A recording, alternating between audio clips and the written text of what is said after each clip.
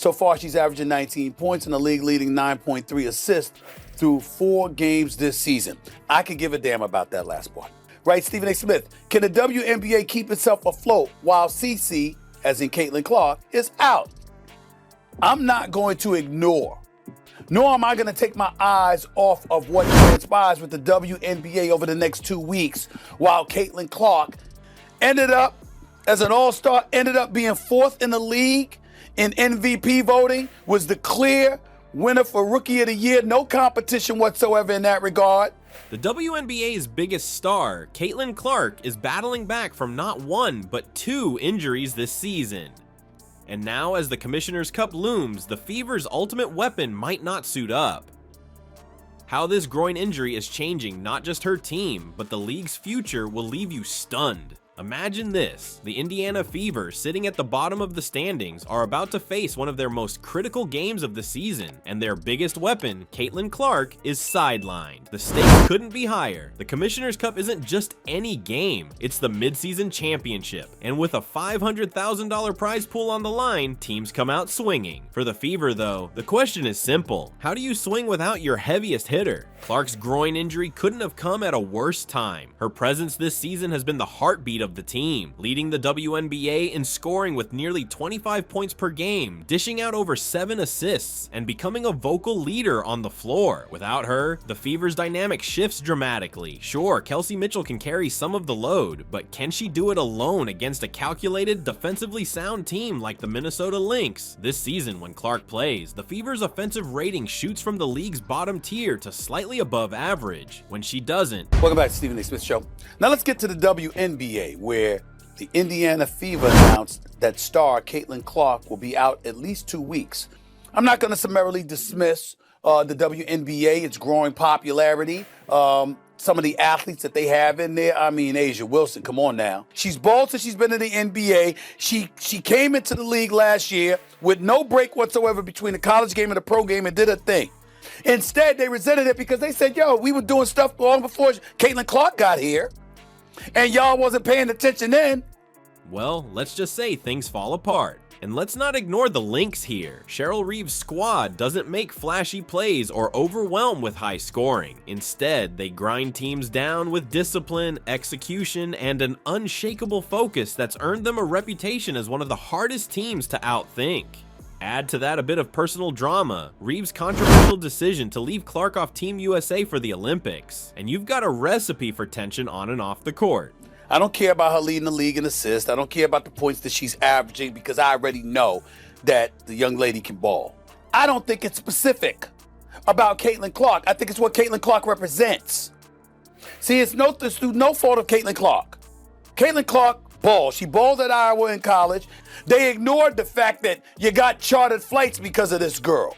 They ignored the fact that ratings were going through the roof because of this girl. Earlier today that I want to show you right now. Put this tweet up, please, so our audience can see it here. At 4th Gen Bucci, B-U-C-C-I. But it's not about Caitlyn Clark. It's about what she represents. My point is, grow up.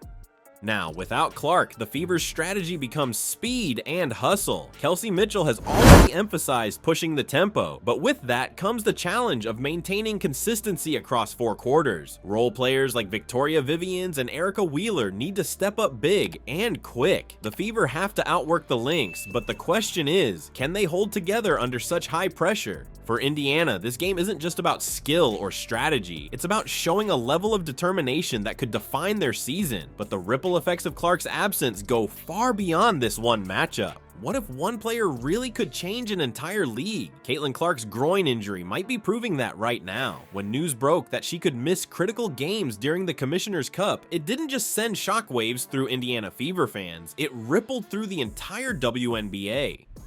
Clark reported some pain in her leg Saturday after the team's loss to the New York Liberty. She subsequently underwent an MRI and was diagnosed with the strain on Monday. She is special. What I'm interested in is what somebody tweeted me and asked about. I'm not going to be out there like RG3 was saying that Angel Reese hates Caitlyn Clark or other players hate Caitlyn Clark, but I will say this. When it was really all said and done, we know what she brings to the table. But people wanted to hate because why? You had a bunch of players in this league the young white girl comes along and y'all want to sit up there and shower all of this praise and all of this attention that was earned before she ever came along. The resentment is understandable. Her absence is showing just how much influence she carries, both on and off the court, and the impact is huge. Let's start with this. WNBA TV ratings have taken a nosedive. Reports say there's already been a 50% drop in viewership since Clark's recent injury update. That's no coincidence. Clark isn't just a player, she's become one of the league's faces. Her games consistently draw massive numbers, and her highlight reel keeps social media buzzing. But here's the twist. While ratings are sinking without her, the Fever's merchandise sales shot up by a stunning 550% this year thanks to her. She's not only a basketball powerhouse, but also a financial engine for the league. When you lose that, it's not just a team missing its star, it's the WNBA losing its greatest asset in building long-term growth. And if you think this is only about the Fever, think bigger. Caitlyn Clark's presence in the league is like what Patrick Mahomes is to the NFL or Shohei Ohtani to the MLB. Clark was the WNBA's Rookie of the Year last season and a first-team All-WNBA selection. That watched this young white girl come along and take the league by storm, and they resented it because they saw the marketing prowess that she had. If you're Magic and Bird, that didn't stop Jordan from coming along and doing what he did. I mean, it really starts with her. We all know what she brings to the table. Brianna Stewart and others, we see what this league has available to itself and what it's maintained. We get that part. Is out with the quad strain. And the reason why is because, let me tell you something right now. I'm not going to go to word hate.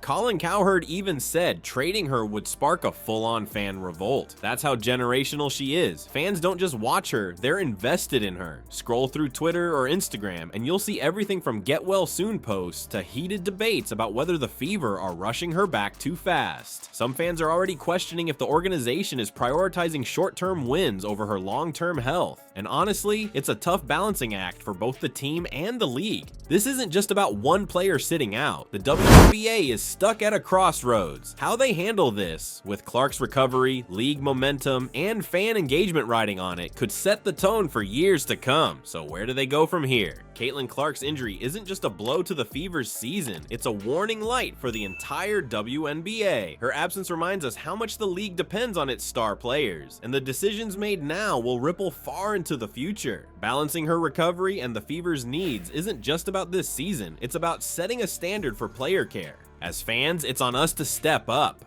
Buying merch, watching games, and starting conversations keep the league alive. The Fever's next game isn't just about basketball, it's a moment that could shape what the WNBA becomes.